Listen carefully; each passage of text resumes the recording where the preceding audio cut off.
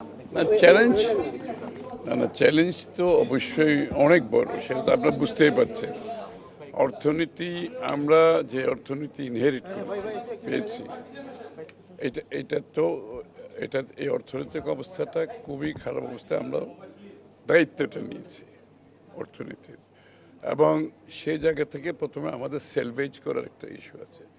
সেলভেজ করে আমরা সামনের দিকে অর্থনীতিটাকে, যে আমরা ইলেকশন ম্যানিফেস্টোতে যে কমিটমেন্টগুলো করেছি মানুষের, জনগণের কাছে, আমাকে সেটাও মিট করতে হবে। তো সুতরাং এখানে রিসোর্স মোবিলাইজেশন অত্যন্ত গুরুত্বপূর্ণ। আমরা যদি রিসোর্স মোবিলাইজেশন করতে না পারি, তাহলে আমরা কিভাবে এগুলো করব? একদিকে ইকোনমিকে সেলভেজ করতে হবে, আরেকদিকে আমাদের যে জনগণের কাছে দেওয়া আমাদের ম্যানিফেস্টো, সেটা বাস্তবায়ন করতে হবে। তার উপর আবার আরও এখন বড় প্রবলেম হচ্ছে আমাদের যে মধ্যপ্রাচ্যে যে যুদ্ধ হচ্ছে, এটা হচ্ছে আরেকটা বড় সমস্যা। এখানে আমাদের বড় একটা অংশ এখানে আমাদেরকে খরচ করতে হচ্ছে, এক্সট্রা অতিরিক্ত দামে আমাদের জ্বালানি কিনতে হচ্ছে, এটা আবার তার উপরে।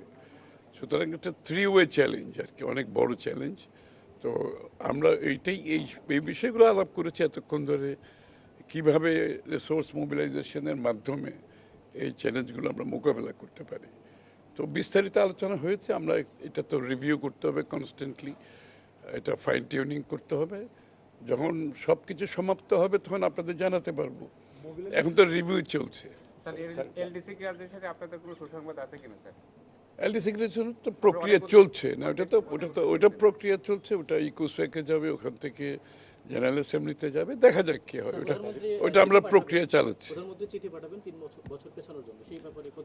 না না, ওই অগ্রগতিটা তো ওইটা তো এখন এটা ইকোসকে যাবে, ওখান থেকে পাশ হয়ে যাবে জেনারেল অ্যাসেম্বলিতে।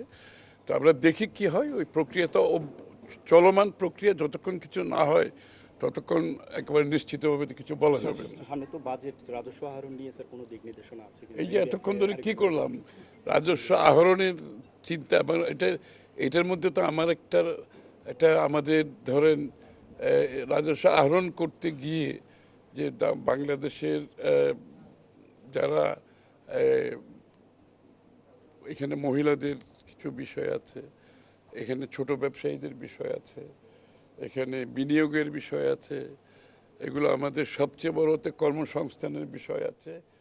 তো সব কিছু মিলিয়ে আমরা এমন একটা বাজেট করতে চাই যেখানে এই বিষয়গুলোকে আমরা অ্যাড্রেস করতে পারি। যে কথাগুলো আমরা বলে আসছি, এটা বাস্তবায়নের জন্য এই বাজেটটা আমরা কিভাবে করতে পারি, সেই বিষয়গুলো আলোচনা হচ্ছে এখন।